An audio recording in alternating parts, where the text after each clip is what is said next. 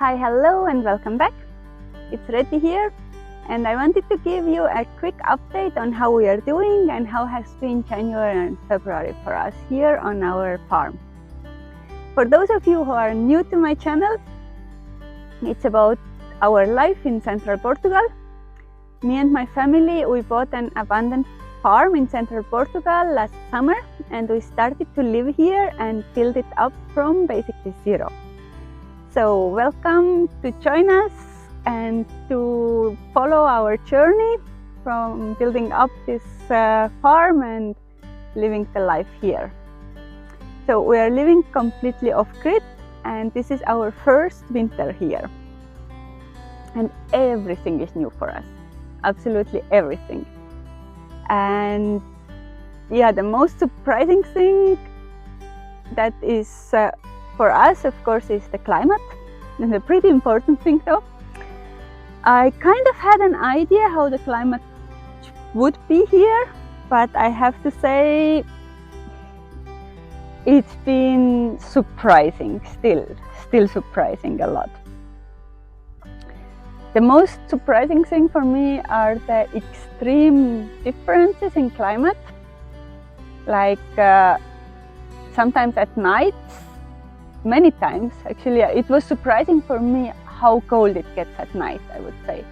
Like sometimes you have nights that are like -5.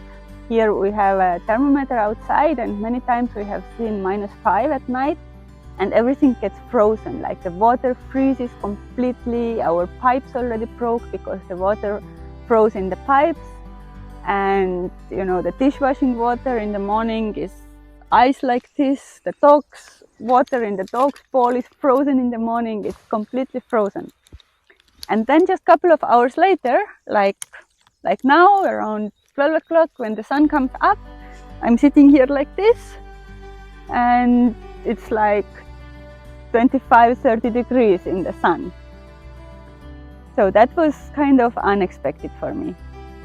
And the cold nights were really unexpected. I didn't expect that it can get so cold at night. Fortunately, we bought stoves right when the winter started. We bought a wooden stove, little wood stove for our caravan, as well as a metal stove for the house, and it has been really useful. We have heated up a whole truckload of firewood this winter.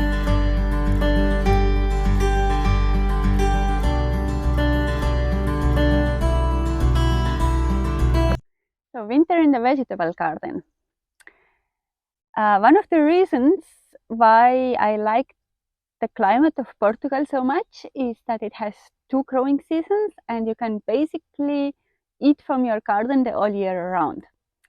And this year, as it was our first winter and we had a lot of other projects going on, the garden was not the priority #1, so we have just made a little experimenting with the garden.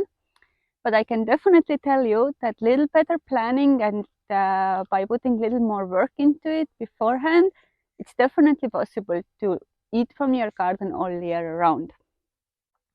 I have tried to grow different vegetables and I can tell you my top 3 and top 4, 5. So I tried to grow broccoli and I have to say broccoli was pretty successful for me. We got maybe 10-15 broccolis out of it, but to really be happy about the broccoli harvest, you have to learn from the local people how they do it. So I learned that from broccoli, you have to learn to also use the leaves. So you can also use the leaves of broccoli for cooking. And also to choose the varieties of broccolis that are giving out side shoots, because I didn't plant enough broccoli obviously to eat only from the garden this year, but next year I will be better prepared and I will plant much more broccolis for me. And even the side shoots, you know, after you cut off the main head of the broccoli, you can still get the side shoots, and I'm getting side shoots until now. I'm still eating the broccoli shoots from my garden, and that's great. But next year I will just plant much more broccolis. Cauliflower was For me personally, it was a disappointment. I don't think I want to grow more cauliflower because it's a lot of effort to grow it. The bugs love it, and once you cut the head off, that's it. It's just one-time harvest. But broccoli gives out side shoots, so you can get many harvests from one plant. But my absolutely favorite winter vegetable is Swiss chard. This one here is a Swiss chard. I planted, I think, 10 seedlings in August or September, and I'm still harvesting. I've been harvesting this patch the whole winter, and I'm still harvesting it. I think it goes on until next summer. So it's absolutely my favorite winter vegetable, definitely is Swiss chard. I didn't grow kale this year because I don't know, I just didn't get to it. And the next one, my second absolute favorite winter vegetable, is rucola. I planted one row of rucola and I've been eating it also the whole winter. Almost every day, every second day, every few days we have had a rucola salad. I didn't buy salad since we live here, and I'm still harvesting it. Lettuce was also pretty good. It died when the really hard frosts came. It died, but also until January I was harvesting also lettuce from our garden. And another thing that has done really well is leeks. Leeks are growing really well for me. And parsley. Parsley has been growing really well as well.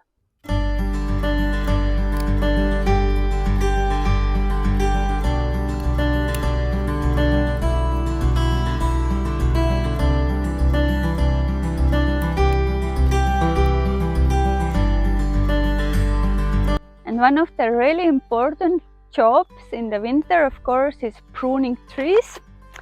We have this pear orchard here with what you have seen in the previous videos. We had 70 pear trees, now we have maybe 35 of them left, and those that are left have to be taken care of.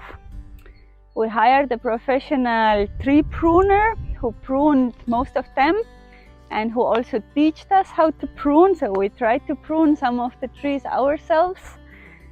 But it's quite a science. It will really take time to really get comfortable with it and to learn it. So we have pruned for now maybe more than half of the trees, and some we will leave probably for next year. And here I have started also in the in the orchard, pear orchard that we thinned out. I started to create a food forest. I have planted already some shrubs and bushes under the trees to make it more biodiversity, to bring in different species and different layers of the food forest. I'm slowly starting. I think I will make another video especially about the food forest and how it's doing. And what we did with the piles and piles of branches that were left over from pruning all the trees, we made wood chips.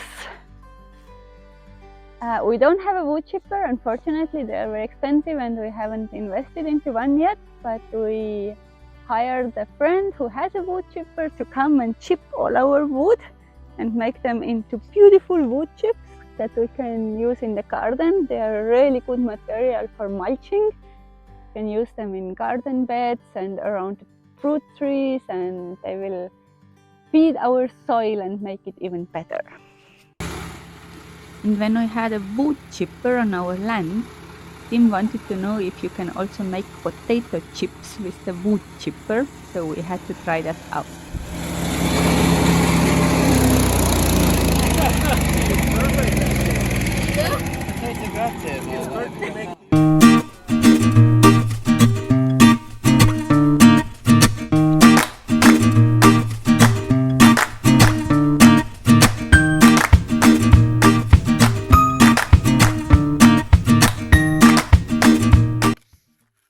Another large project that we started in January is lime pointing and lime plastering our ruin. We started with one wall. we are using natural hydraulic lime. And of course, we had absolutely no experience doing it, but like with more or less everything else, we are learning while doing it. Yeah? How are you doing it now? Your method that you did before.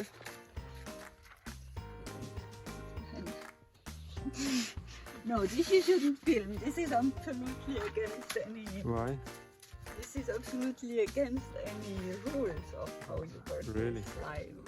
Is it? It's a highly dangerous material. You should never do that. Sure.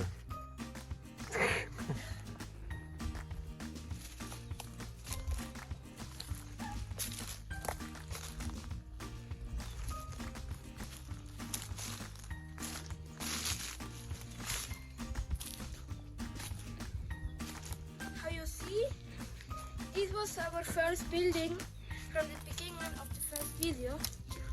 Here was just a little wood thing with a lot of sticks that we found in our land, and now we have rebuilt it here all with pallets, and we have reused wood that we found and stray pallets because I wanted to have a house for me in the beginning for playing and also for doing other stuff, like because I have a lot of Lego in a tent down there that I had before also, and it's really small, and because I have a lot of Lego, I would like to have more space. I could play here and make stop motion videos, because I also like to make stop motion videos, because here's also a proper floor, and then we will continue here. And I don't know.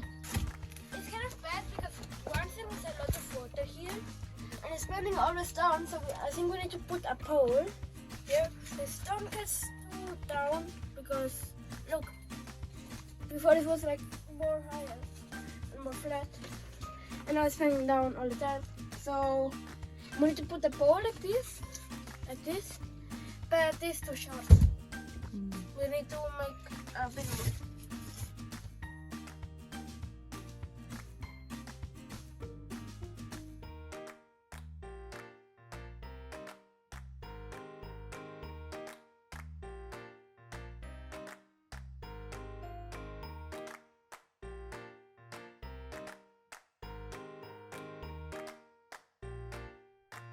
And this here is my mandala vegetable garden, where I'm planning or hoping or planning to grow most of my summer vegetables. I have created it with the sheet mulch method, meaning layering layers of straw and manure. I got the horse manure delivered from a local farm. I'm super happy to find it, to have a local horse manure.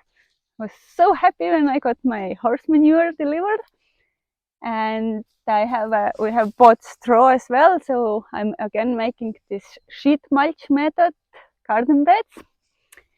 So it's a round circle. This will be also filled in here, and in the center there is a keyhole garden, and I have specially made it in the place that it gets shade from the greenhouse in the afternoon. So in the morning the garden will get full sun, and in the afternoon, when in the summer it gets too hot and everything tends to burn from the sun, so in the afternoon it will get more shade from the greenhouse, hopefully. We will see. Everything is new for me here. I'm experimenting with absolutely everything. So we will see if my theory really works. There are also the pear trees around, which I hope they will give a little bit shade to the garden. But we will see if we need extra shade in reality or not. This we will all find out in the summer. I have already planted some stuff into the garden. I have some cilantro and parsley here. I got some seedlings from the very, very friendly people in the village. Bruno has made some friends with some old people in the village, and they were super friendly. They just took some seedlings of parsley and cilantro that they had too much in their garden and gave us. And they seem to grow really well already. And here I'm doing an experiment. And if this works, I will make a special video about it. But I will just show you quickly that my idea is that I already made some cages for the tomatoes. So I'm gonna cage my tomatoes so they don't run away and that they can climb, that they can stand up and don't fall over. And under, I have already installed those tomato cages into my sheet mulch bed.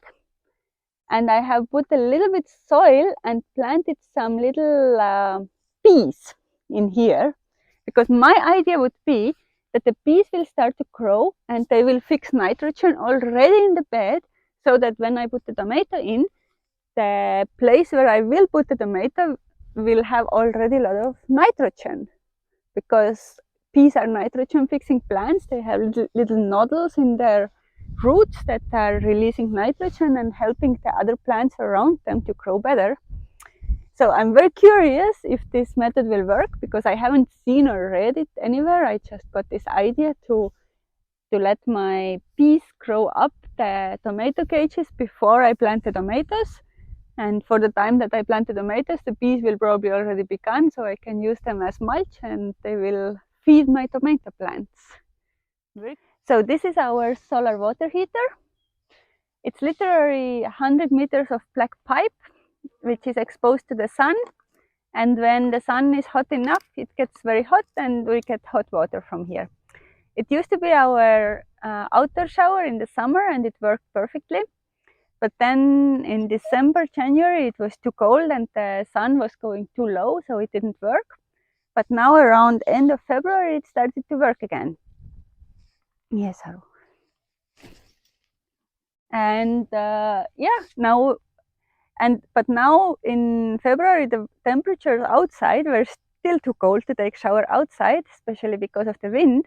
So I got this genius idea to drag the outdoor shower, where the pipe goes out, to drag it into a greenhouse, because greenhouse gets really warm in the sun. And now in the end of February, we are able to take really nice hot showers again in the greenhouse. We just have to find the right time, because it's only gets really hot, the water gets really hot in the afternoons. It doesn't work in the morning, for example. But in the afternoon, if you find the right time, you have a really nice hot shower. Now it's around maybe 1, 2 o'clock in the middle of the day, and the pipe is already pretty warm. I could already take a nice warm shower from here. The sun was going lower in the winter, our solar system became less effective, and we decided to build a special little solar house, so that the solar panels would be in the ideal position to get maximum sunlight in the winter.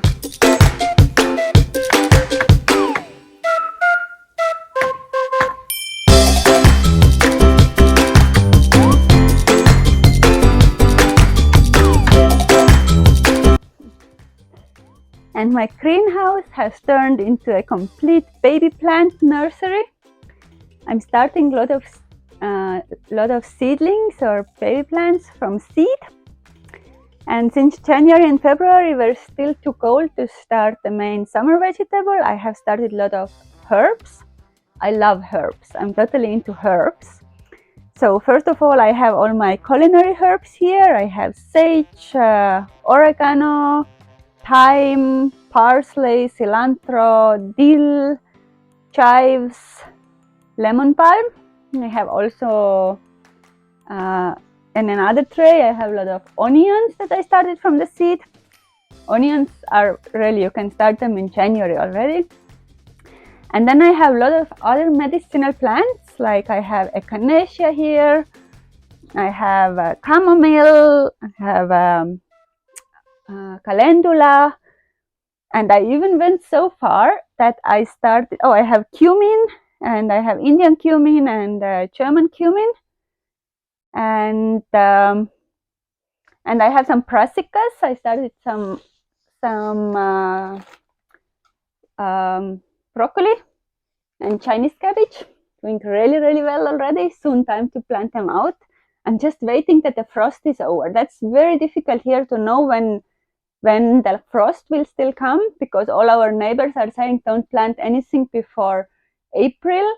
But I don't think I can wait until April. Those are already pretty big. They need to go out soon. But yeah, I'm totally into herbs, and I went so far that I ordered seeds for milk thistle.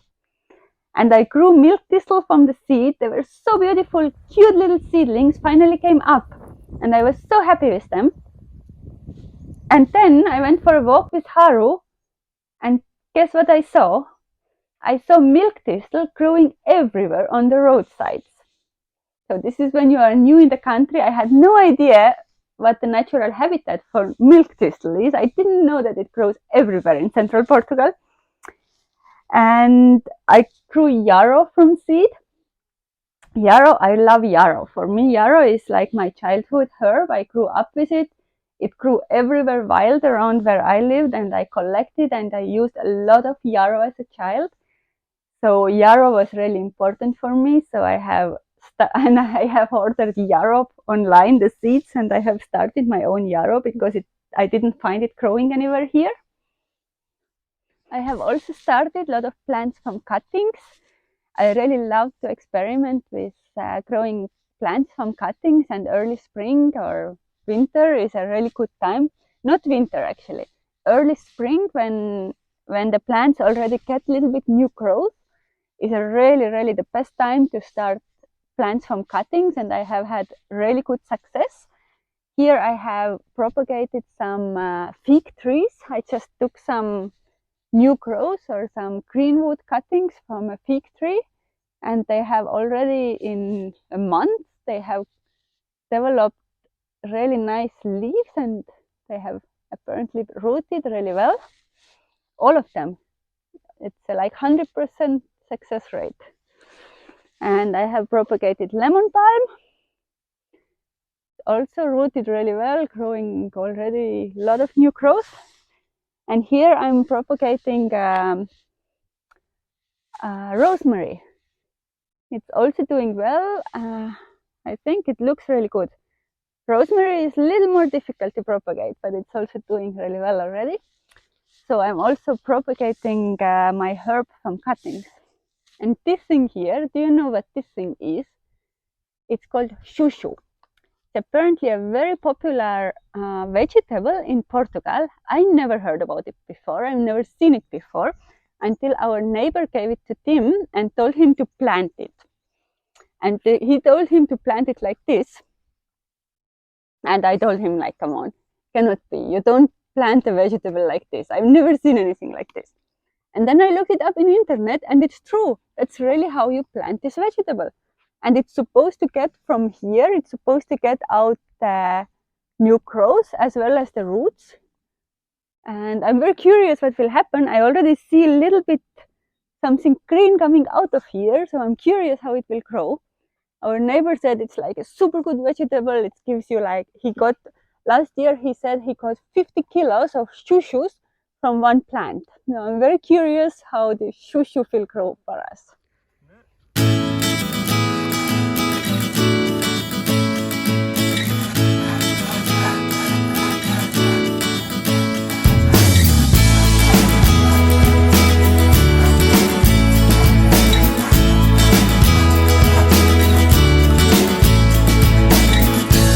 Another fun little family building project that we did is this kiwi trellis / garden pavilion thing.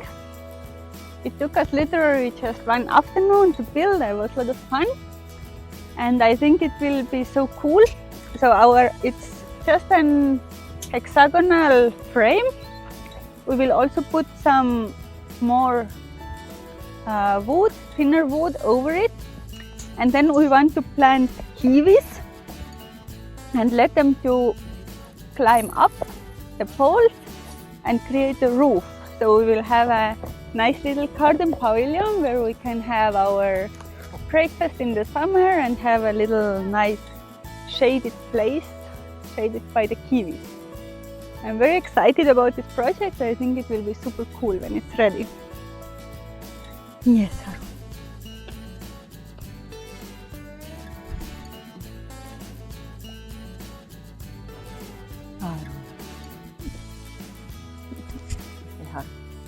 So if you are not completely convinced yet that I'm a complete weirdo, then let me show you my nettle plantation.